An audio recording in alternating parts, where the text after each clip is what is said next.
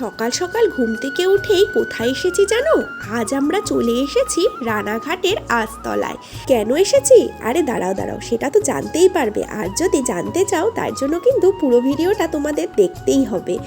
দুর্গাপুজো তো সামনে চলেই এলো, সেই কারণে মা বলল দুই বোনের জন্য দুটো শাড়ি কিনে নিয়ে আয়। আর আমরাও মায়ের কথা মতো চলে আসলাম শাড়ি কিনতে। আর এসেই আমরা চলে আসলাম মার্কেটের বিল্ডিংয়ের দোতলায়।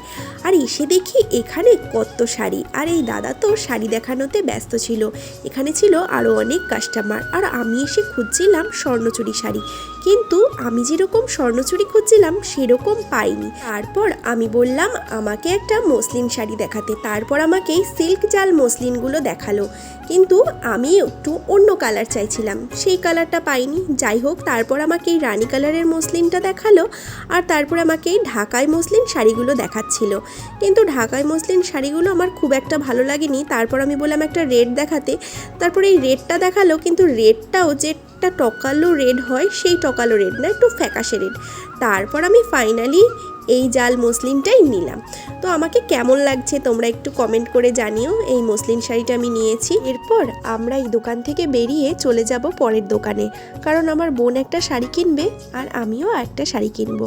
আর এই দোকানে আসতেই দেখলাম এই দোকানেও ভালোই শাড়ি স্টক রয়েছে। আর এখানে এসেও আমি দেখাতে বললাম স্বর্ণচুরি শাড়ি, কিন্তু কি আর করা যাবে, কালার পছন্দ হয় তো কোয়ালিটি পছন্দ হয় না। যাই হোক, তারপর আমি বললাম এবছরে নতুন কি শাড়ির কালেকশন আছে সেগুলো দেখাতে। তারপর আমাকে স্কাই কালারের মসলিনটা দেখালো আর এই পাশমিনা খাদিটা দেখালো। এই পাশমিনা খাদিটা আমার খুব পছন্দ হয়েছিল, সেই কারণে আমি এই পাশমিনা খাদিটা নিয়েছি। এরপর আমার বোন বললো একটা শাড়ি কিনবো।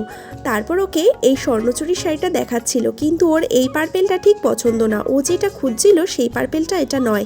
তারপর এই জাল মসলিনটাই ও নিল। শাড়িগুলো কেমন হলো জানাতে কিন্তু ভুলো না। তারপর আমাদের শাড়ি কেনাকাটা হয়ে গেলে আমরা এখান থেকে বেরিয়ে চলে গেলাম চূর্ণী নদীর ঘাটে। ঘাটের ধারে 5 মিনিট বসে ওখান থেকে বেরোতেই দেখি রয়েছে একটা দুর্গা মন্দির। দুর্গা মন্দিরের মাকে প্রণাম করে তারপর আমরা পুরো হাটটা ঘুরে দেখলাম। প্রত্যেক বৃহস্পতিবার আর রবিবার করে কিন্তু এই হাটটা আস্তলায় বসে। আর এখানে কিন্তু পাইকারি মালও বিক্রি হয়। এখানে আপনারা বিভিন্ন ধরনের চুড়িদার, কুর্তি, বাচ্চাদের জামা কাপড়, ছেলেদের টি শার্ট, শার্ট, নাইটি, বিভিন্ন ধরনের সুন্দর সুন্দর ব্লাউজও এখানে পাওয়া যায়। আপনারা চাইলে এখানে আসতেই পারে। যাই হোক, আজকের ভ্লগটি এই পর্যন্তই ছিল। দেখা হচ্ছে পরবর্তী একটি ভ্লগে। যদি ভ্লগটি ভালো লেগে থাকে একটা লাইক করতে কিন্তু ভুলবেন না, সাথে কিন্তু সাবস্ক্রাইব করে দেবেন। সবাই সুস্থ থাকবেন, ভালো থাকবেন। এখন সবাইকে টাটা, বাই।